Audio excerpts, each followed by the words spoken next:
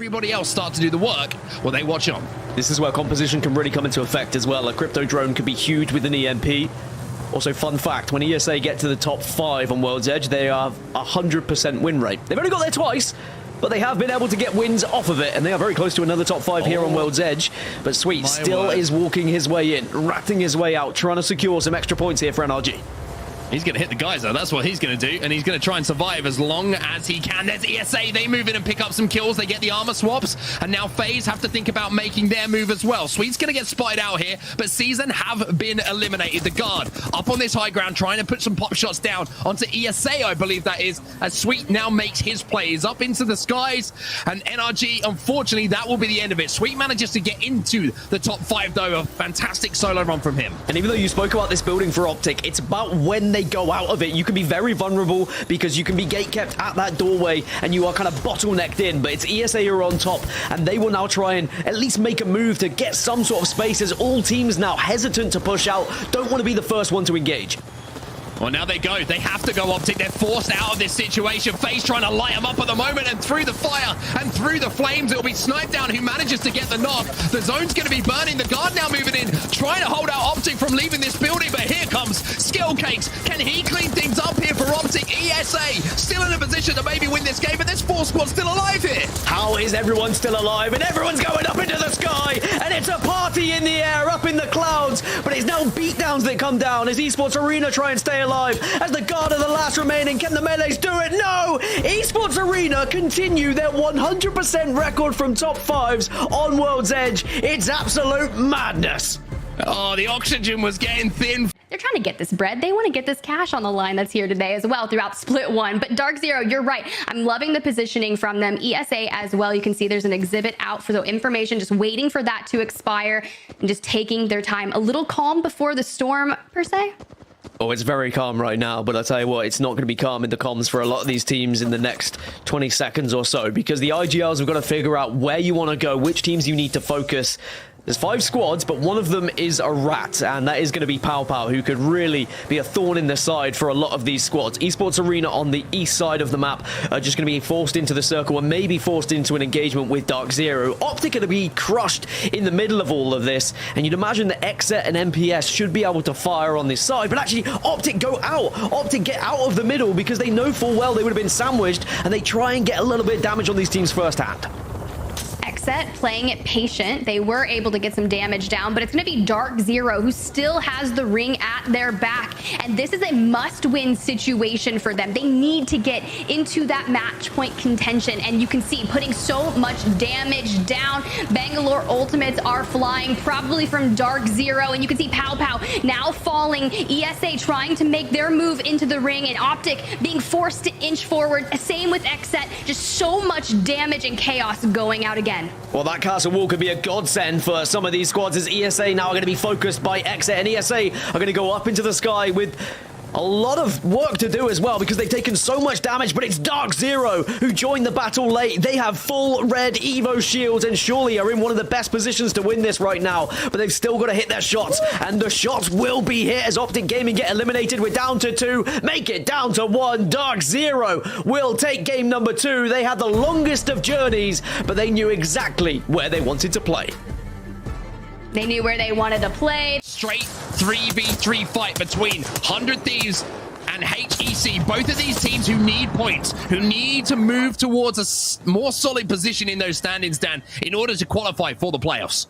I think it's right that you point out the position that HEC are currently in, but there's a lot of water between them, and they're both going to have to move as this circle closes. So a lot of it's going to come down to what weapons they have to use, and also, of course, legend selection here. Is there any abilities that can help you out? We know 100 Thieves like to utilize certain legends defensively, and maybe that could be a position they could put themselves in a little bit later. Crook also has the drone to work with, and EMP could be massive here, but it's a very defensive composition from HEC, right? You've got the Watson to work with. It's not necessarily the most aggressive legend to work on this side and in this final circle. My thought here for 100 Thieves is, do they have that castle wall available?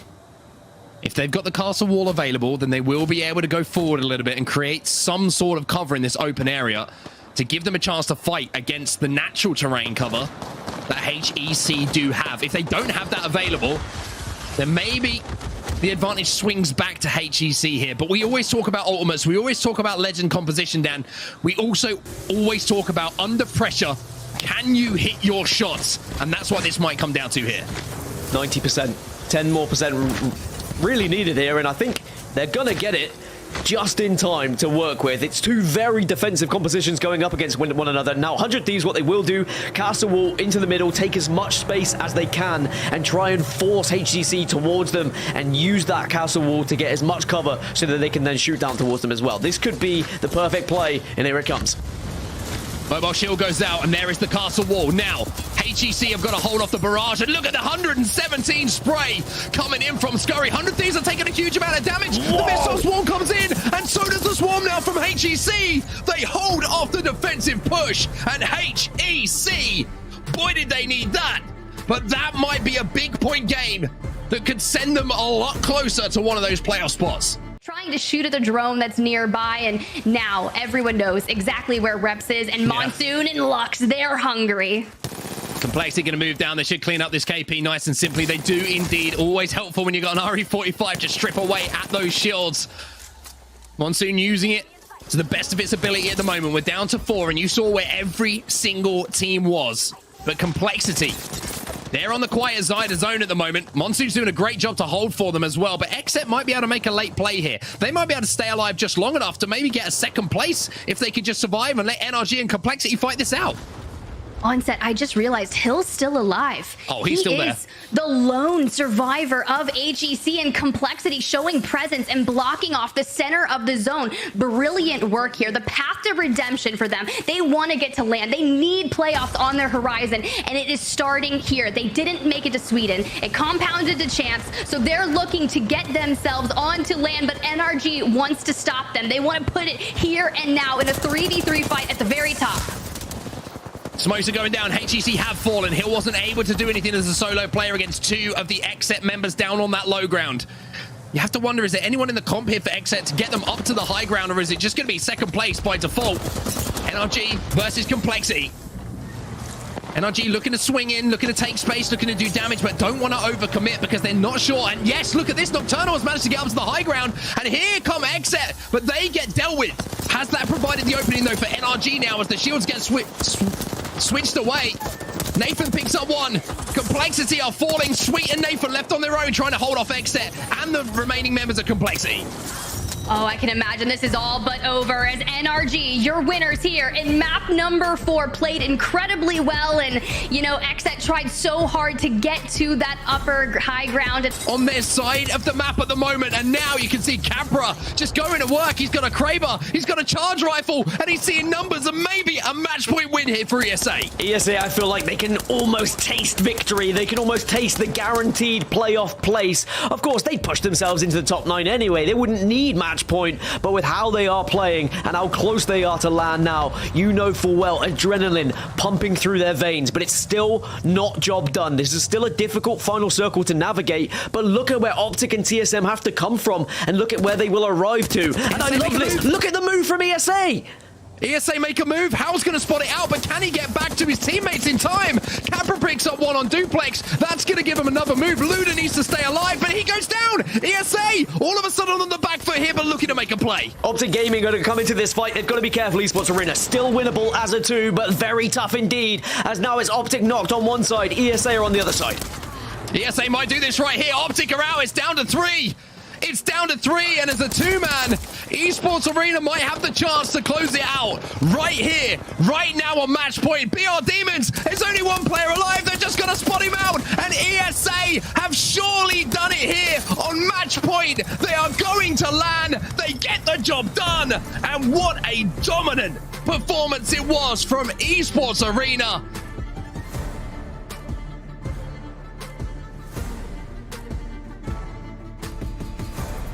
How they walked into circle, unknowns to anyone, managed to creep under the building and then timed their push to perfection. But there is still a lot to do here because there is a lot of caustic elements that could come into the equation. I mean, at the moment, Malawan's trying to shoot threes from the outside of the building. Aurora now pushing on to IG, trying to put the pressure on, knowing they have to leave. And there is that riot drill from Mad Maggie. Cleve trying to show that what he can do. The Old Man goes in as well. He gets the first knock onto Noises. Big spray coming in as well. He's got double SMGs. Anyone close range is going to get taken out. And now IG find themselves with one.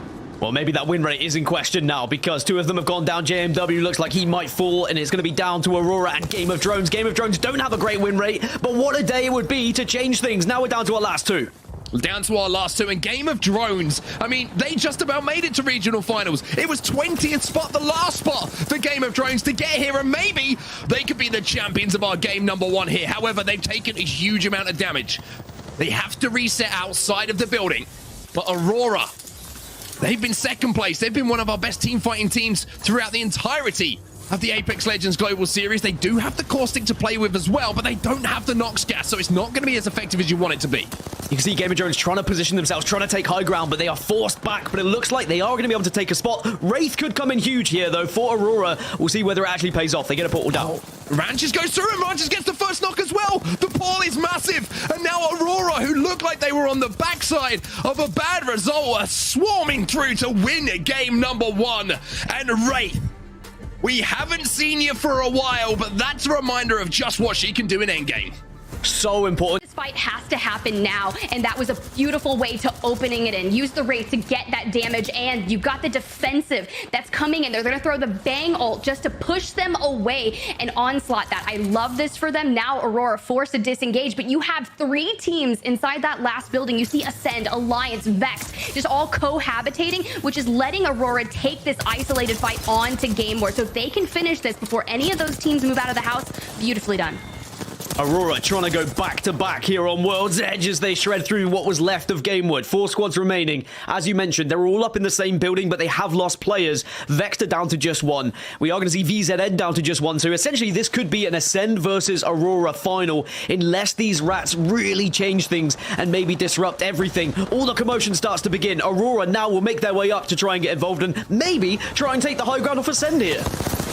Aurora with 14 eliminations thus far, but they are not satisfied. Ranches just landing damage after damage. So many shields being broken, but Lufka's gonna able to snag it down onto Maliwan. Sure, VZN is down, and I'm really liking that Clevey is trying to anchor it out through the back. Now utilizing that into the void, going with the tactical. Very well done, but does have the portal available to them. They just went in, tried to clean up as many eliminations, but Ascend, they smell blood in the water, and they want a piece of it. Ascend want to push in. If Aurora wins here, they'd be on match point, by the way, but they will not. Ascend deny match point and make sure they were able to get a dub of their own and get themselves closer to match point. They had the best building. They had the best position. Vex are just on the other side of zone. They're chilling right now, Dan. Yeah, Vex have been chilling ever since they saw that zone 4 shift, but the one team that threatens them right now is Fire Beavers, a team who I said were in arguably the god spot at the time of that poll. They want to take this off of Vex. They don't want to have to fight their way in as the circle comes in. Instead, they're kind of taking this 3v3 here and now as VZN also just a 2 might be able to get back up. Maybe they've gone unnoticed a little bit here, and Zane will get that res, so there's still hope for VZN just now. Pioneer's still in the lobby as well. Alliance is still in the lobby as Zane tries to do what he can. He's been the hero for his team so many times, takes one down, which might slow down now the rotation from Reply Totem, but with 6 squads remaining, Reply Totem looking for some more KP. Another solo player leaving the building. Should be able to finish this one off as well, but Sharp missing a couple of shots. Everybody's starting to look a bit nervy as KCP take out Reply Totem, but Pioneers go out immediately afterwards. Get your swimming goggles on. You might have to take a deep dive here just to try and stay alive if you are one of those teams who are down to a 1 or a 2. SAF still alive, but my 2 teams to watch, Fire Beavers and Vexed, they are so close. They're being forced together right now. SAF shouldn't be a factor in this, but they are a distraction right now. Both teams looking towards them. SAF go down. It's a 3v3. It's Fire Beavers. It's Vexed going toe-to-toe. It's the Wild Wild West out here on Storm Point, and it's time for a shootout between Vexed and Fire Beavers. And Tyler, he's getting pushed by 2 players almost immediately. A couple of shots not connecting. Not enough damage, in my opinion, for this fight to go the way of Vexed. As Fire Beavers now push through, it's all up to Matafe, but he's going to have those heals cancelled. And with only 1 player alive and 3 of the Fire Beavers still wagging their tails, it's going to be Fire Beavers who take down Vexed in the final moments. They win game number 3 here on Storm Point. And I tell you what, it was a wonderful push from them to Forge the building up on the high ground. They will have to drop at some point. KCP will have to leave as well. They don't have a huge amount of cover to play with, and I love this wide swing. Look at Aurora. Even though they only have 2 players, the space that they are commanding right now is so impressive. Plus, Ranches is going to get all of that loot that's been left as well. Doing exactly what they needed to do. The question is, at what point is going to be forced off the high ground? You got Kansas City Pioneers over there in a building, Forge in a building, just trying to hold on. I think they've got the best positioning. They've got a little bit of a high ground as well. The question is, who is going to full send onto Aurora? Oh, they want to get their third back. That's going to put the bullseye. The Dark Veil goes down as well. Is that going to buy them enough time? Maliwan, I don't think they've managed to stick it quite yet. The pressure came in from KCP to make sure that they weren't able to get Maliwan back into the game. And now Dell has been given the responsibility to hold that off. Ranches is going to have a little push, though. Ranches is going to have a little poker. Maybe he's going to try and stick this, but look at this. Cleave's now gone down as well. Cleave left on his own. The reset comes in as well. And Ranches is now left with having to make a miracle play. Is he going to be able to stick that res? But now the push comes in from the high ground we were talking about.